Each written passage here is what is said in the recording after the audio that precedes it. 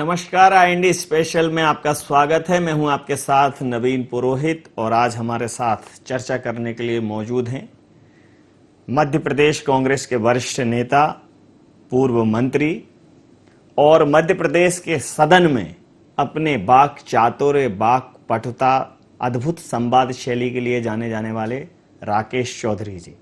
राकेश जी, आपका IND 24 में बहुत स्वागत है। नमस्कार। IND 24 में और नवीन पुरोहित जी को बहुत बहुत धन्यवाद और सभी मध्य प्रदेश के श्रोताओं को, दर्शकों को नमस्कार। राकेश जी, कहते हैं कि कोई ना कोई मजबूरी रही होगी, वरना यूं कोई बेवफा नहीं होता। राजनीति की पृष्ठभूमि में अगर देखें तो एक दल से दूसरे दल को जाने वाले लोगों की एक बड़ी फहरिस्त है। कई बार परिस्थितियां, समय और देशकाल ऐसी व्यवस्था को निर्मित कर देते हैं कि न चाहते हुए भी कुछ निर्णय लेने पड़ जाते। लेकिन घर वापसी के बाद भी सुबह का भूला शाम को वापस आ जाए तो उसे भूला नहीं कहते, लेकिन आपको भूला हुआ करार दिया जा रहा है, क्या कहेंगे? आपने पूरी बात अपने ही विचारों से व्यक्त कर दी कि क्या परिस्थितियां उस समय रही, मैं कभी उल्लेख भी नहीं करना चाहता। भूलना चाहता हूं उस दौर को और समर्पित रूप से मैं कांग्रेस में आया हूं। मैं सोशलिस्ट विचारधारा का व्यक्ति हूं और उम्र की 20 वर्ष से कांग्रेस का काम कर रहा हूं। जब श्रीमती इंदिरा गांधी जी को शाह कमीशन में बंद किया गया था तब मेरी उम्र 20 साल थी और भिंड में मैं फर्स्ट ईयर में पढ़ता था और मैं जेल भी गया एक दिन के लिए। लेकिन आप जो बात कह रहे हैं कि सुबह का व्यक्ति भूला शाम को घर आ जाए और उसको घर वाले दरवाजा बंद करने पे तुले हों, जी, तो मैं ये पूछ रहा हूं कि घर के मुखिया ने मेरे लिए दरवाजे खोल दिए, जी, अब ये जो दरवान बैठे हुए लठ लिए हुए, जी, ये क्यों नहीं मुझे कांग्रेस का काम करने देना चाहते हैं कांग्रेस के हित में? जी, जी, ये एक बड़ा सवाल जो आपने उठाया है। अगर मैं मध्य प्रदेश की राजनीति की बात करूं तो निश्चित रूप से जब से मुख्यमंत्री कमलनाथ जी मध्य प्रदेश के पटल पर आए हैं, कांग्रेस को एक नई ऊर्जा, नया वातावरण मिला है और 15 साल के बाद कांग्रेस ने वापसी की, जिन भी कारणों से सत्ता गई हो। लेकिन समन्वय के तौर पर दिग्विजय सिंह जी लगातार उनके साथ रहे हैं और आज जब जोड़ने की जरूरत है वहां छोड़ने की बात की जा रही है। मानस में उल्लेख है कि रूठे सुजन मनाइए जो रूठे 100 बार और तुलसी फिर पोइए टूटे मुक्ताहार। तो जो बार बार की बात कही है, यहां तो एक बार हुआ है, मुखिया ने आपका स्वागत किया है, लेकिन दिग्विजय सिंह जी ने विरोध जताया है। उनके इस विरोध को आप किस दृष्टिकोण से देखते हैं? यह व्यक्तिगत है या फिर कोई और कारण? अव्वल तो ये कि आपने बहुत बेहतरीन बात कही कि कई वर्षों के बाद कमलनाथ जी के नेतृत्व में एक विचार धारा वाला व्यक्ति मिला, एक चिंतन वाला व्यक्ति मिला और जिसने छिंदवाड़ा को बदल दिया, वो मध्य प्रदेश को बदलने का विजन रखता था जी। और 15 महीने में नवीन भैया उन्होंने करके दिखाया जी। और आज सरकार भले ही चली गई लेकिन जनता इस बात पे अफसोस जाहिर करती है कि इतनी बढ़िया सरकार चल रही थी, कमलनाथ जी इतने बढ़िया नेता थे और ये अचानक क्यों गिरा दी गई सरकार? जिसके वजह से गिरी पूरे मध्य प्रदेश के 7.5 करोड़ लोग जानते हैं। सरकार 10 साल तक कांग्रेस की रहने के बाद 15 साल तक बीजेपी की सरकार बनी रही। पूरे मध्य प्रदेश के 7.5 करोड़ लोग जानते हैं किसके कारण सरकार नहीं आ पाई और 15 वर्ष बाद सरकार बनी और 15 महीने में चली गई तो मध्य प्रदेश का बच्चा जानता है कि ये सरकार किसके वजह से चली गई। जी, निश्चित रूप से अभी मध्य प्रदेश में रामायण का उल्लेख किया है। जी जी जी, ये उनके लिए है पुरोहित जी जो रामायण का जीवन में अनुसरण करें, जो राम जैसा व्यक्तित्व रखें, जो लक्ष्मण जैसा व्यक्तित्व रखें, जो भाईचारा रखें, उनके लिए ये चौपाइयां हैं। जो जो लोग आज कांग्रेस में रोकना चाहते हैं उनके लिए चौपाई नहीं है जो आपने बताई है। ये जो आपने कहा है कि निश्चित रूप से कोई भी दृष्टांत हो या हमारा कोई भी ऐसा विषय जो अनुसरण हेतु बनाए तो ये उनके लिए है जो मान्यता रखते हैं, लेकिन बात मुखिया की है। तो जैसा आपने मुखिया के ऊपर बड़ा विश्वास जताया है, और मुखिया की भी एक परिभाषा के मुखिया मुख सो चाहिए खान पान सो एक, तो इस विषय पर जब ये बात उठी है और चूंकि इसमें एक तरह से ये मुखिया की स्वीकारोक्ति है, जब आपको पार्टी में वापस लिया गया तो सर्वसम्मति से वापस लिया गया, और अब अगर कोई एक व्यक्ति उस पर आपका विरोध कर रहा है तो निश्चित रूप से यहाँ ये बात स्पष्ट हो जाती है कि ऊपर के स्तर पर कोई आपसी समन्वय नहीं है। और शायद उसी का ये नतीजा रहा कि जो बीच में अभी एक बहुत बड़ा डेंट कांग्रेस को पड़ा, या जब भी इस प्रकार के झटके कांग्रेस को लगे उसमें इस प्रकार की परिस्थितियां बहुत महत्वपूर्ण कारक रही हैं। नवीन भाई, पहली बात तो ये कि माननीय राहुल जी मौजूद थे लोकसभा के उस मंच पर, मेरा नाम का उल्लेख किया गया, मैंने उनका अभिवादन किया, और आदरणीय कमलनाथ जी मौजूद थे, उन्होंने मेरा परिचय कराया और उन्होंने कहा राकेश जी आप लगिए पूरे ताकत से। अब इस पुष्टि के बाद भी मुझे कोई मध्य प्रदेश के नेताजी ये कहें कि आपको मैं आने नहीं दूंगा, तो मैं आपके कोई निजी संस्था और निजी आपके गढ़ी में जाने की कोशिश नहीं कर रहा हूं, और ना मुझे ईश्वर ना करे परमात्मा कि जिस गरीब ब्राह्मण के यहाँ जन्म दिया है कि मुझे आपकी गढ़ी उस पर जाना पड़े कभी।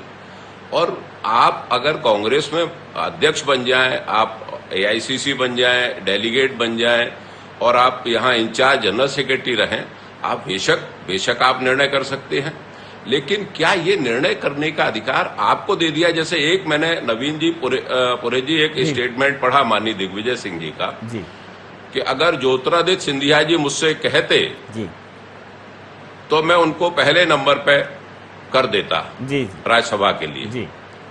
मैं ये समझ नहीं पा रहा हूं कि पूरी ऑल इंडिया कांग्रेस कमेटी, अध्यक्ष, AICC, CWC सब श्रीमान दिग्विजय सिंह जी हो गए क्या जी? सब यही निर्णय कर देंगे कि मैं ये कर देता वो कर देता जी। आज परिस्थिति नहीं बनती कांग्रेस की गवर्नमेंट जाने की नवीन भाई, मैं जितना अपने छोटे से विवेक से सोचता हूं, अगर ये शख्स जो राज्यसभा रह चुके थे और सिंधिया जी लोकसभा हार चुके थे, या अपने तरफ से कह देते फोन करके कि अब आप लोकसभा हार गए, आप राज्यसभा आइए, और मेरा तो अभी पूरा कुनबा सरकार में है, मुझे कोई जरूरत नहीं, मैं बैठूंगा। लेकिन अपने को भी जाना था, अपने आप को कांग्रेस ने डिक्लेयर भी नहीं किया, आपने जाके नॉमिनेशन फाइल कर दिया। राकेश जी, एक बड़ी आज की परिस्थिति में भी जी जी जी जी कंटिन्यू करिए सर, कंटिन्यू करिए सर। जी आप बताइए। जिस प्रकार से राकेश जी, एक प्रचलित लोकोक्ति है कि काज पढ़ें कछु और है और काज कढ़ें कछु और रहमन भांबर के परे नदी सिरावत मोर। भारतीय जनता पार्टी में आपका अनुभव क्या रहा? भारतीय जनता पार्टी का सीधा अनुभव ये है जी, मैं जिन लोगों से बात करके गया था जी, जिन लोगों ने मेरे से घड़ियाली आंसू बहाए थे जी, कि मैं और मेरी पत्नी रात भर सो नहीं पा रहे हैं, मुझे परेशान कर रहे हैं विश्वास में, तो मैंने कहा मैं भी दुखी हूं। मैं जब एक्सपेल हो रहा था तो हमारे नेता ने उठ के हाउस में ऑब्जेक्शन नहीं किया स्पीकर से, भाई निर्णय कुछ भी होता, मैं एक्सपेल हो जाता, लेकिन आप अपने कर्तव्य का निर्वहन करते। लेकिन मैं वो भूलना भी चाहता हूँ, कोई वो ऐसा जीवन का वो था जी। लेकिन अब आपको जो निर्णय करना है, आपको जो विचार करना है, वो कांग्रेस के हित में करना है जी, मेरा ये मानना है जी। जिस प्रकार से अभी भी राकेश जी, अगर मैं मध्य प्रदेश के परिदृश्य की बात करूं तो सत्ता का अभी भी फाइनल नहीं हुआ है। अभी ये जो 22 लोग गए हैं उनको एक अग्नि परीक्षा से गुजरना है, और 24 विधानसभा सीटों पर उपचुनाव है, और निश्चित रूप से कांग्रेस को पूरे संयम और आपसी मतभेद को भुलाकर आगे बढ़ना चाहिए। जब इस प्रकार की बातें मार्केट में आती हैं, राजनीतिक गलियारों में आती हैं, तो वो कहीं ना कहीं जो भारतीय जनता पार्टी इस बात को स्थापित करती है कि कांग्रेस के कुनबे में कलह है, उनमें एका नहीं है, उनमें अभी भी मनमुटाव चल रहा है, उसको बल देती है और इसका नुकसान होता है। आपकी प्रतिक्रिया चाहूंगा। बेशक किसी संगठन में अगर अंदरूनी विवाद होते हैं और वो विवाद उस पे पटल पे रहते अंदर संगठन में जी। और कोई भी व्यक्ति अभिव्यक्ति करे। आपने बहुत बढ़िया प्रश्न किया था कि बीजेपी का अनुभव क्या है, कांग्रेस का क्या है। जी। कांग्रेस एक लोकतांत्रिक संगठन है भारतीय राजनीति का, जी। और जो कुछ कहना है आदमी को उसके प्लेटफॉर्म पे कहिए। और मैंने एआईसीसी के सम्मेलन देखे हैं जी। राजीव जी के समय में, इंदिरा जी के समय में, जी। जिसमें आदमी खुल के जो बोलना होता था, बड़े से बड़ा नेता जिस व्यक्ति पे उसकी सहमति नहीं थी वो खुल के बोलता था और सुना जाता था। जी। भारतीय जनता पार्टी के बारे में आपने जो पूछा था, मेरे से मिस हुई बात। जी। भारतीय जनता पार्टी लोकतांत्रिक जनतंत्र का कोई राजनीतिक दल नहीं है। जी। इसमें लोगों की अभिव्यक्ति नहीं है। जी।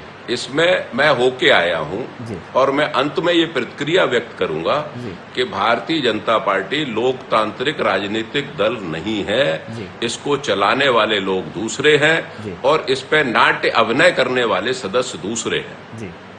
ये मेरा मानना है। जी।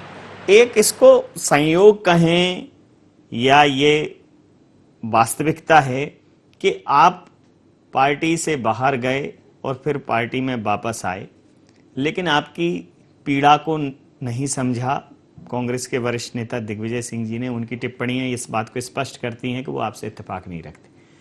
और जो 22 लोग गए हैं उनमें से अधिकतर लोगों ने भी दिग्विजय सिंह जी को ही प्रश्न चिन्ह के घेरे में खड़ा किया, कटघरे में खड़ा किया। किसी ने ये नहीं कहा कि वो पार्टी में एक समानांतर सरकार चल रही है। किसी ने कोई आरोप लगाया, किसी ने कोई आरोप लगाया। यहां तक कि कमलनाथ जी के साथ भी जो लोग हैं उनमें से भी कुछ लोग दिग्विजय सिंह जी पर सीधे सवाल खड़ा कर चुके हैं। तो आपको नहीं लगता कि जब इस प्रकार की परिस्थितियां बनेगी तो कांग्रेस के लिए तो राह और कठिन होने वाली है? भारतीय जनता पार्टी तो हर छोटे घटनाक्रम का फायदा उठाती है। चुनाव में बहुत ज्यादा समय नहीं है और अगर इसी ऊहापोह में बने रहे कि किसको लिया जाए, किसको दिया जाए, तो फिर ये सत्ता जिस प्रकार से अभी अपदस्थ हुए, फिर फाइनली आप इससे बाहर हो जाएंगे। आप बिल्कुल सटीक बात कर रहे हैं और भाई उमंग सिंगार ने भी कई बार प्रश्न उठाए। और मैं भी ये सोचता था, कांग्रेस की जब सरकार बनी पुरोहित जी, तो मैं ये सोचता था कि दिग्विजय सिंह जी मध्य प्रदेश में क्यों जम गए। भाई ये राज्यसभा सदस्य हैं, दिल्ली में राजनीति करें। आपका मध्य प्रदेश में रहना, रोज की रोज डे टू डे कांग्रेस में मंत्रियों पर दबाव बनाना आपकी कार्य पद्धति को कहीं ना कहीं लांछित कर रहा था। और उसकी परिणति ये हुई, आप अपने चैनल पे कभी ये चला दें कि मध्य प्रदेश की सरकार 15 महीने में कौन से कांग्रेस के नेता की वजह से गई, और मिस कॉल ले लें आप किसी नंबर पे। मेरा ये मानना है कि 7.5 करोड़ जनता में से 7 करोड़ जनता ये कहेगी कि श्रीमान दिग्विजय सिंह जी की वजह से मध्य प्रदेश की कांग्रेस की सरकार है। और आज भी आप संकुचित हो, आज भी आपको कुनवा दिख रहा है, आज भी आप भयभीत हो कि राकेश चौधरी जैसा लड़का नहीं आ जाए। अरे मैं तो हाउस में जब रहा तब मैंने आपको बचाया, तब मैंने आपके लगे हुए आरोपों पर वहां दलील दी और विपक्ष को नाकारा किया। आपको फक्र होना चाहिए कि फिर से राकेश चौधरी आपकी संस्था में आ रहा है। आप इस पे हाथ रखिए, आप बड़े भाई जैसे हैं, आप बड़ा हृदय रखिए। आप अपने आप को दिग्गी राजा कहते हैं तो राजा जैसा दिल भी रखिए, चूहे जैसा दिल मत रखिए, घबराइए मत। राजनीति के दरवाजे खोलिए और हम सब मिलकर कांग्रेस के लिए लड़ें। और जो गलती हुई है 15 महीने के बाद, वो हम इन 24 विधानसभा के उपचुनाव में कांग्रेस को जिताकर पुनः कमलनाथ जी को मुख्यमंत्री बनाएं। ये माननीय दिग्विजय सिंह जी की जिम्मेदारी है। जी, अगर मैं कुछ दिनों पहले तक की बात करूं, जो हमारे स्थानीय संवाददाता हैं जिन्होंने वहां के स्थानीय जनप्रतिनिधियों से बात की, मेहगांव एक विधानसभा क्षेत्र है जहां से आपका नाम अगले प्रत्याशी के रूप में प्रस्तावित होने की बात चल रही थी, तो लोगों में एक बड़ा उत्साह था, लोगों में एक बड़ी उमंग थी कि चौधरी राकेश सिंह जैसा वरिष्ठ नेतृत्व उनको प्रतिनिधित्व के तौर पर मिलेगा, प्रतिनिधि के तौर पर मिलेगा। और ये बात हमारे कैमरे में रिकॉर्ड है, दर्ज है। और उसके बाद जब ये प्रतिक्रिया हुई तो अब एक नैराश्य का भाव है कि किसको टिकट मिलेगा, किसको टिकट नहीं मिलेगा।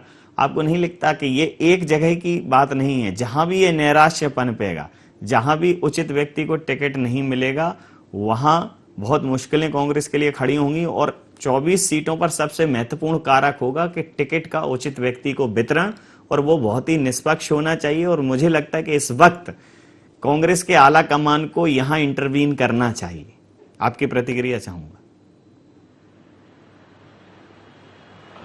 नवीन भाई, पहली बात तो ये कि मैं महगांव की उस आम जनता को प्रणाम करता हूं जी, जिसने मेरे प्रति अपने भाव प्रकट किए। जी, मेरा राजनीतिक जीवन पूरा 100% ईमानदारी का रहा। मैंने ये चोरों की तरह कभी रेत के काम नहीं किए, रेत की चोरी नहीं की।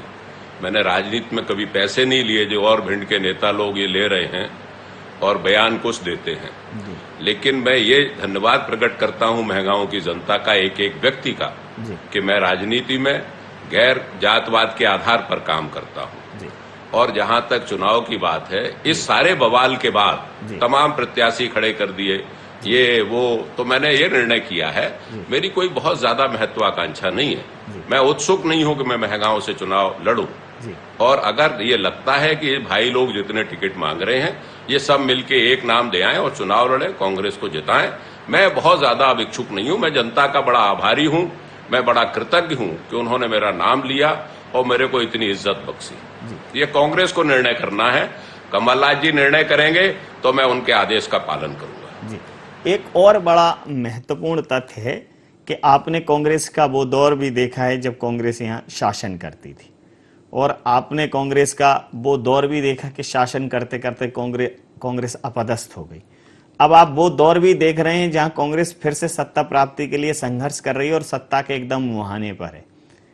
सबसे महत्वपूर्ण कारण क्या मानते हैं इन तीनों परिस्थितियों में? जब कांग्रेस सत्ता में थी तो क्या प्लस था, अपदस्थ हुई तो क्या माइनस था, और अब अगर उसे फिर से सत्ता प्राप्ति की तरफ जाना है तो सबसे महत्वपूर्ण कारण क्या होगा? जब सत्ता आई तब बहुत कांग्रेस के प्रति लोगों का भाव था मध्य प्रदेश में जी, और 15 वर्ष की सरकार को बदलना चाहते थे जी, हमारे नेतृत्व के चेहरे थे आदरणीय कमलनाथ जी, उस समय के ज्योतिरादित्य सिंधिया जी, और कमलनाथ जी का एक विजन था, क्योंकि वे खुद एक बहुत बड़े व्यवसायी हैं और उनकी एक साख है। तो मध्य प्रदेश में ऐसा लगा हम जैसे लोगों को भी कि अब उद्योगपतियों को मध्य प्रदेश में आने में कोई झिझक नहीं रहेगी, और उसका परिणाम भी दिखने लगा था। लेकिन कमलनाथ जी की बढ़ती हुई लोकप्रियता, आज आप समझिए पुरोहित जी के मध्य प्रदेश के आम लोगों को, ये तो 24 विधानसभा क्षेत्र की बात नहीं कर रहा हूं, मध्य प्रदेश के आम पढ़े लिखे नौजवान को और गांव तक के आदमी को ये लगा कि कमलनाथ जी बड़े भोले आदमी थे, इनका एक विजन अच्छा था। लेकिन इनके जो आसपास लोग थे उनके वजह से इनको सरकार गंवाना पड़ी। क्या फर्क पड़ता था अगर ज्योतिरादित्य सिंधिया जी को आप प्रदेश कांग्रेस अध्यक्ष बनवा देते? क्या फर्क पड़ता था आप राज्यसभा की खुद लोलुपता छोड़ देते हो, आदरणीय ज्योतिरादित्य सिंधिया जी को कर देते? आपके कांग्रेस के परिवार के थे, लोकसभा चुनाव हार चुके थे। आपने विवश कर दिया। जो परेशानी मुझे पैदा की थी उस समय विधानसभा में, और वही बड़े स्तर पे आपने सिंधिया जी के साथ कर दी। लेकिन मैं कांग्रेस छोड़ के जाने वाला नहीं हूं। मैं कांग्रेस में यही रहूंगा, यही पूरे तरीके से मेहनत करूंगा और पूरी जिंदगी कांग्रेस के साथ रहने की बात करता हूं। एक अनुभव दूसरे जगह, दूसरी पार्टी में, दूसरे दल में जाने का जो आपको मिला वो बड़ा कटु रहा, लेकिन उस अनुभव के बाद जब आप अपनी मातृत्व पार्टी में वापस आए, हमारे यहाँ हमारी संस्कृति में न्यारे होने की परंपरा है, थोड़ा बहुत नहीं बनती है तो जैसे पार्टी माँ होती है, लोग अपने माता पिता से भी अलग हो जाते हैं, लेकिन माता पिता को अंततः माता पिता तो कहते हैं, और जब वो बेटा वापस आता है तो बहुत अच्छे से दुलारते हैं। ये हमारे यहाँ की एक सामान्य सामाजिक परंपरा है। लेकिन पार्टी, दूसरी पार्टी में जाने का अनुभव तो कटु रहा, अब अपने खुद की पार्टी में आए हैं तो कुछ और कटु अनुभव हो रहे हैं, तो ये कटुता खल नहीं रही? आपने माता पिता की बात की ना कि वो दुलारते हैं, ये हमारे इन बुजुर्ग नेताओं को समझना चाहिए, दुलार रहे हैं कि दुत्कार रहे हैं। इनको ममता तो दिखाना चाहिए, इनको बड़प्पन दिखाना चाहिए। अरे जैसे जयवर्धन सिंह तुम्हारे पुत्र है, ऐसे ही राकेश चौधरी तुम्हारे छोटे भाई है, लक्ष्मण सिंह तुम्हारे भाई है। जब इतनी गंगा नहाए आए वो पवित्र हो गए और राकेश चौधरी अपवित्र है इतने। तो बड़ा दिल करो, कांग्रेस के हित में काम करो, अपने निजी स्वार्थ और निजी डरना भूलिए। जी राज्यसभा का चुनाव, नवीन भाई जी आज आपने ये कहा कि त्याग होना चाहिए।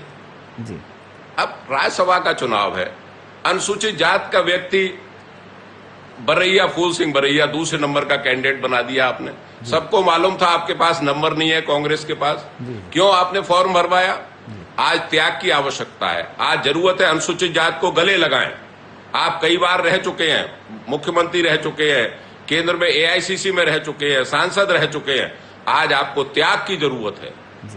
आपका पूरा परिवार रह चुका है, रह रहा है।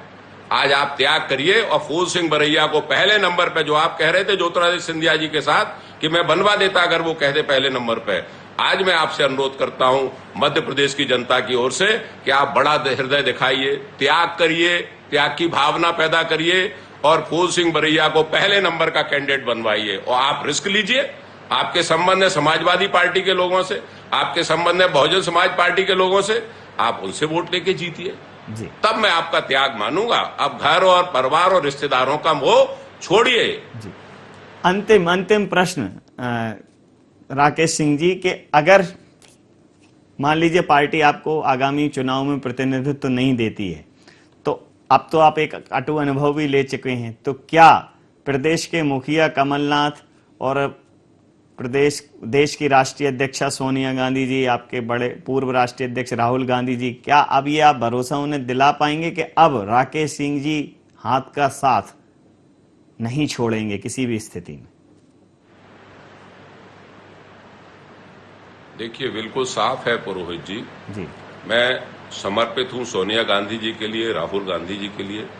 मैं समर्पित हूं राज्य के नेता आदरणीय कमलनाथ जी के लिए। और ये मुझे, लेकिन इनको बच्चे की तरह हाथ उंगली पकड़ के मुझे उठाना पड़ेगा।